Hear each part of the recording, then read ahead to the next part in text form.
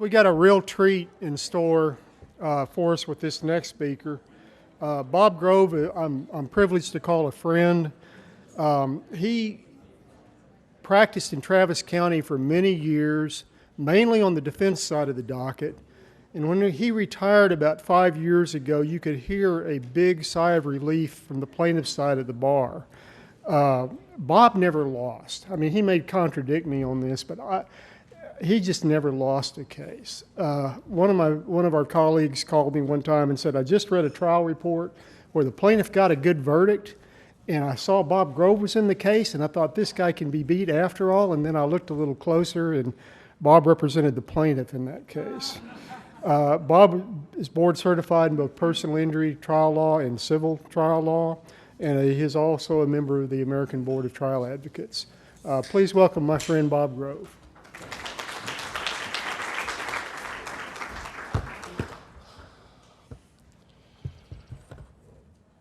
This is going to be an unconventional talk based on the seminars that I've been to like this. I am not going to talk about the cases I won. I'm going to talk about the cases that I lost. And most lawyers, despite what Henry said, most lawyers who are invited to talk at these seminars are well known and have accomplished a lot. Not me. The thing that I'm probably most proud of doing is practicing law for 15 years with Ross Ellinger, who died at the age of 46 in San Francisco Bay participating in the Return to Alcatraz triathlon. Ross was the father of Sam Ellinger, who is the quarterback for the University of Texas. This talk is basically going to be the ramblings of an old lawyer. And I was supposed to talk about, who has spent a lot of time in a lot of courtrooms, I was supposed to talk about trying a case or a car crash case from the defense perspective. And I was going to talk about cross-examining doctors and lumbar strain and cervical strain and herniated disc cases. Excuse me. But instead, I'm going to talk about how you become a competent trial lawyer. And I realize that some of you are going to think that I am presumptuous and egotistical by suggesting that I have an answer to that question. But I am old, I am retired, and I am semi-rich, and I really don't care what you think. That's what I want to talk about. And this talk also may be a little too touchy and feely for some of you. I'm going to talk about losing, what it feels like to lose. Not only lose, but to get your ass kicked. And I guess you can take or leave that as well. And I also want you to please forgive probably the excessive number of personal references to my own experience in this talk, but I frankly had to add something to get this talk to last 30 minutes, and maybe they will illustrate some of the points that I'm trying to make. And finally, by way of introduction, I want to tell you that this talk is aimed at and directed to those of you who have not, I underscore not, tried 15 or 20 jury trials. 15 or 20 jury trials, in my opinion, is the equivalent of the 10,000 hours of practice that social scientists say that Joshua Bell needed to become a concert violinist, or that Rory McIlroy needed to become a golf pro, or that anybody needs to do a difficult task well. If you have tried 15 or 20 jury trials, this talk will have no interest and no value to you. You already know everything that I'm going to say, or alternatively, you have enough experience to legitimately disagree with what I'm going to say.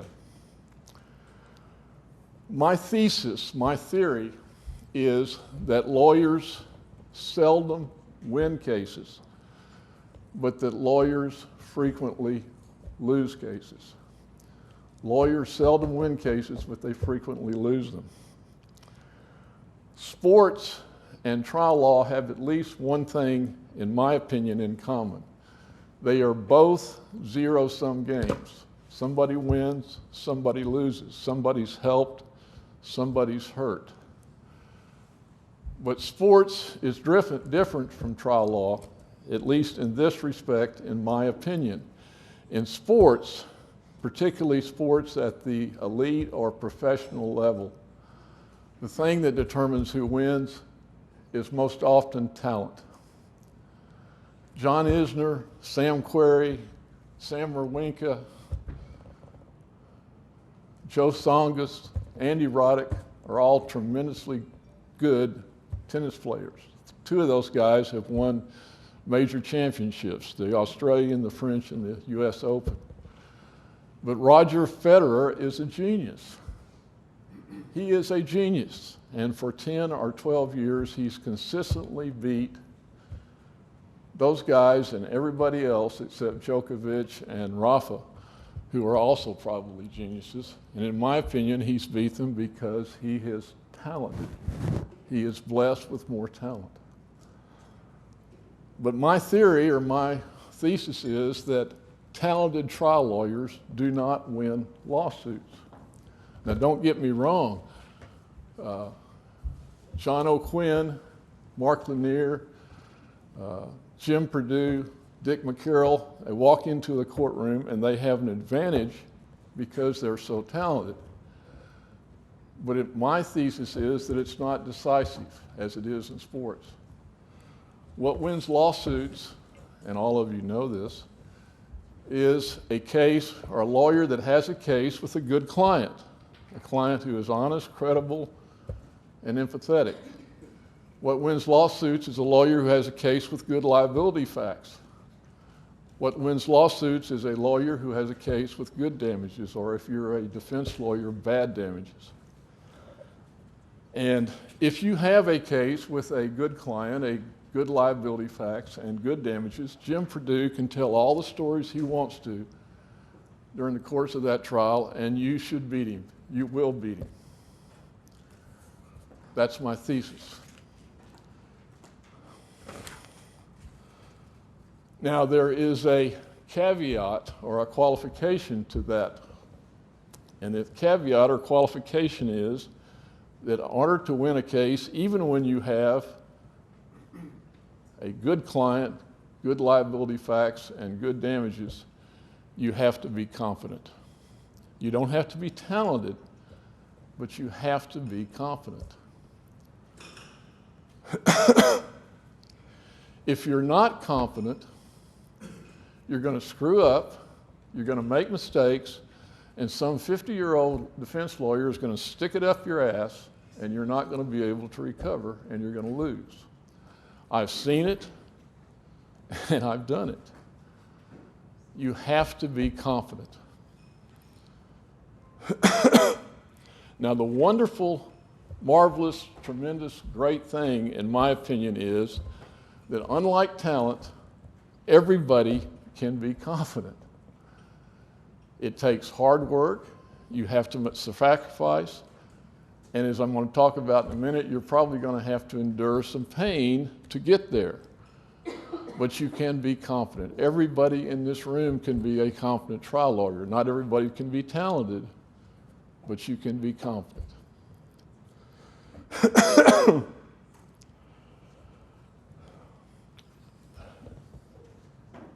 There was a basketball coach during the course of a game who saw that one of his players was just not trying. He wasn't hustling. He wasn't giving it 100%.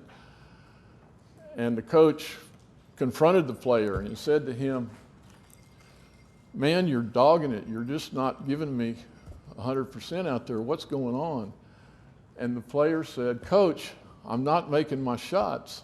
I'm just not making my shots, Coach. I'm having a bad game." And the coach said, "Well, that may be true, but you can always play defense.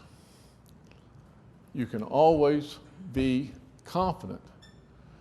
The day that I realized that I would never have a world-class backhand was not a good day for me. The day that I figured out that for a trial lawyer, hard work was more important than talent, that was a really, really good day for me.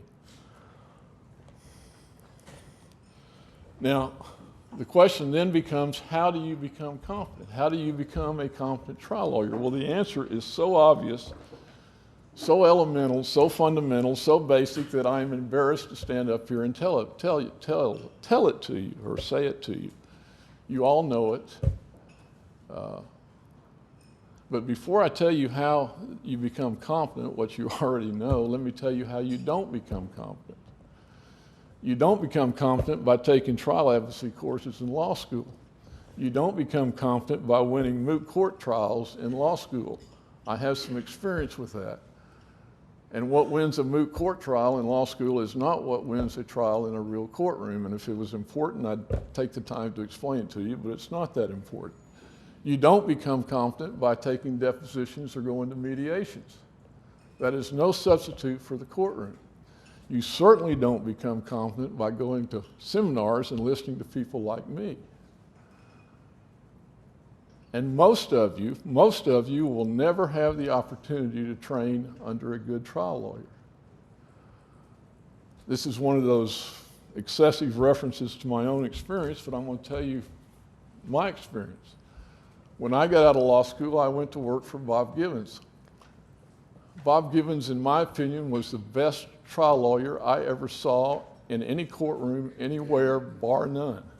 He was an exception to my rule that lawyers do not win cases. He was a magnificent, wonderful trial lawyer. I worked for him for 3.5 years. And during that time, he never taught me anything. He never sat me down and said, this is what you should do and this is how you should do it. He didn't have any interest in doing that. That's not what I was there for. And I understood that. But it was a marvelous learning experience. Every day I watched him work. I watched him depose people. I watched him get people ready for depositions. I listened to him talk to adjusters on the phone. I saw how hard he worked. I saw him prepare for trial. And when he went to the courthouse and tried cases, I carried his briefcase and sat next to him in the courthouse, in the courtroom. It was a marvelous, wonderful learning experience for a young lawyer who wanted to be a trial lawyer. It was also probably the most difficult 3.5 years of my professional life. I never could do, Bob Givens was difficult to work for. And I could never do what he wanted me to do the way he wanted me to do it, and he fired me. But I wouldn't take $1 million today for that experience. And whatever modest success I may have had in the courtroom, it all began working for him. So my point is that if you have the opportunity to work for a good trial lawyer, cherish it. Understand how fortunate you are. Put up with the idiosyncrasies and the egocentricities, if that's a word, that seem to be associated with most good trial lawyers, and benefit from that experience and understand how fortunate you are for being there. But most of you won't have that opportunity. So how do you become a good trial lawyer? Well, again, it's so elemental, it's so basic that I'm embarrassed to stand up here and tell you how you do it, but the way you do it is that you find some way to get into the courthouse and try lawsuits. Now, it won't be as easy for some of you to try lawsuits as it was for me, and again, I'll tell you about my own experience. When I worked for Givens, he had just broken up or split with Broadus Spivey, and it was the law offices of Bob Givens, and he didn't want to turn down cases. And so it seemed like, particularly from referral lawyers, and it seemed like referral lawyers always referred 3 cases at a time: a good case, a mediocre case, and a crappy case. And the crappy cases had to be disposed of, and when they couldn't be settled, he sent me over to the courthouse because he wasn't going to try them. He sent me over to the courthouse and tried them, and I tried them with no success at all. But I got to get into the courtroom. And then the only job I could find after I got fired by Givens was the city of Austin working there as an assistant city attorney, and it turned out to be a marvelous, wonderful experience for a young trial lawyer who wanted to try lawsuits, because the city of Austin was self-insured. They had no liability insurance, they had no workers' compensation insurance, and I got to try. It seemed like every time a cop stubbed his toe, he hired Joe Colbert to represent him and file a comp claim for him. We got tired of paying those things, and I tried comp cases. I tried every time an ambulance or a fire truck ran into somebody, I tried those cases. I remember trying Mike Davis's partner twice when his fire truck ran into one of his clients. And I got to try cases out of Brackenridge Hospital, malpractice. It was a wonderful experience. And then I went to work for a defense firm, and I can assure you it was not Vincent Elkins and Jones Day and the kind of firms that hire the top 2% of the law school. They weren't interested in me, but I went to work for a firm that represented State Farm and Allstate and TEIA, and I tried comp cases and car wreck cases and herniated discs and sore back cases. And I got to try a lot of cases. My point in telling you all that is that trying cases is sometimes a function of being in the right place at the right time. It's sometimes a function of pure luck, but somehow you got to do it. You got to find a way to get into the courtroom. And when you get into the courtroom and try cases, if you win, you will say to yourself, gee, this was really fun. I really must be a good lawyer. This is like everything else in my life. School, sports, girls. It came easy. I didn't have to work hard. And gee, I must be a good lawyer. And you will not have any need or certainly no compulsion to go back and try to figure out what you did wrong or identify your mistakes. You'll move on, and you won't learn a thing if you win. But when you lose, and you will lose, you'll lose because you're a young lawyer and you'll be trying marginal cases. If it was a good case, your boss would be trying it, or you'd never be referred to you to begin with. And you'll lose because you're not confident, you'll screw up, you'll make mistakes, and that 50-year-old defense lawyer will take advantage of it. And when you lose, it will hurt. It will hurt.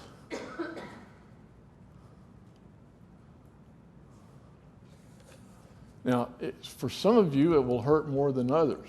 If you're self-assured, self-confident, well-adjusted, it may not hurt as bad for you as it does for the rest of us. But I'll tell you how bad it hurt for me. It wasn't just mental, it was physical. By the time I walked back from the courthouse to the office after getting poured out for the 7th, 8th, 9th, or 10th time, I had a pain in my gut that was so bad that I couldn't stand up straight. And I had to go straight to the bathroom, get in the stall, and stay there for an hour before I could walk out of there without somebody wanting to call an ambulance for me. And I figured out real quick that this couldn't go on. This couldn't continue. It hurt too bad. I had two choices. I could do something else. I could collect child support for the AG. I could probate wills, try to be a tax lawyer, or I could quit losing. And I did what you will do when you lose. You'll lay in bed at night,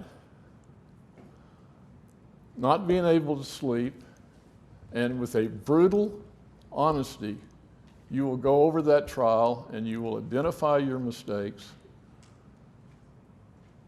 and you won't make them again. And it won't be hard to figure out what you did wrong. It won't be hard to figure out that you lost because you weren't prepared.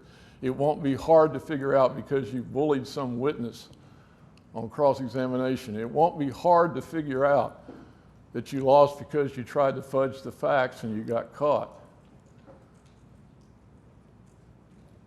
And you'll sooner or later identify those mistakes and not make them again. And in my opinion, that's how you'll win. That's how you'll lose. That's how you'll learn. And as fundamental and as obvious and as basic as all that is, I think it needs to be said that you need to try cases in order to learn your craft and learn your profession. Because there are people who call themselves trial lawyers who do everything they can do to stay out of the courtroom and avoid going to trial. And it's understandable. It is totally and completely understandable. Trying cases is not fun. Having your whole life consumed the week before trial with this getting ready for trial is not fun. Spending 60 and 70 and 80 hours a week in the week before trial getting ready for trial is not fun. Giving up what you like to do, play golf or play tennis or be with your kids, is not fun. Going to the office at Saturday at 9 o'clock in the morning and leaving at midnight and coming back on Sunday, the Sunday before trial, and leaving at midnight is not fun. Somebody said that God made weekends so that trial lawyers could get ready for trial. And there may be some truth to that. And frankly, folks, I don't think trying cases is fun. Anybody says that they enjoy trying a case, in my opinion, is a borderline sociopath. And maybe not so borderline. It is not fun functioning on 4 or 5 hours of sleep at night. It's not fun working 16, 17 hours a day. It's not fun dealing with the fear that's part of every trial, the fear of losing, the fear of not being good enough to win, the fear of the judge, the fear of the jury, the fear of the unexpected and the unanticipated. Now, don't get me wrong. Great things, great moments happen in the courtroom. But great moments like winning a tough case that you didn't think you could win, nobody thought you could win, including the insurance company, exposing fraud and mendacity, those are great moments. And they happen in the courtroom, and they probably equal anything a corporate CEO or a successful politician or even a professional athlete experiences. But those great moments always happen in the middle or the end of a fight or a battle. And those fights and battles are not fun. A trial is a war. It's a bloodless war, but it is a war, and war is not fun. At least it wasn't for me. Maybe you feel differently. I don't know, and I frankly don't care. But war can be exhilarating. You can feel more alive than you can at any other time in your life during a war or a battle, but it's not fun. And I'm only saying to you that I think that you need to get into the courtroom, you need to try cases, you need to learn from your mistakes, and you have to understand that the whole process may be painful. But you need to do it in order to learn how to become a competent trial lawyer. That's my talk. I kind of dreaded making this talk, quite frankly, but I'm kind of glad I got this off my chest, and I'm sorry you had to be the ones that listened to it or had to listen to it. Let me say in conclusion that those of you who are beginning your careers as trial lawyers, I envy you. I think it's a great way to spend your professional life.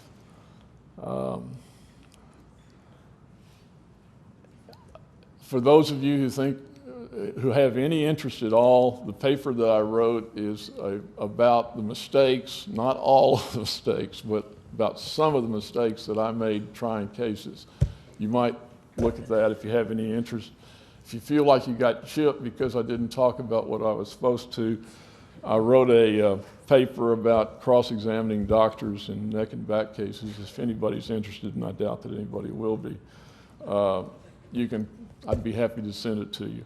And one final thing that I'm going to share to you, just because I like it, has nothing to do with anything that I talked about or the law or anything, but I was listening to the radio, and this guy on the radio was talking about going to a magic show. And the name of the magician was Zolan the Adequate. And I just love that. I hope some of you like that name as much as I do. Thank you very much.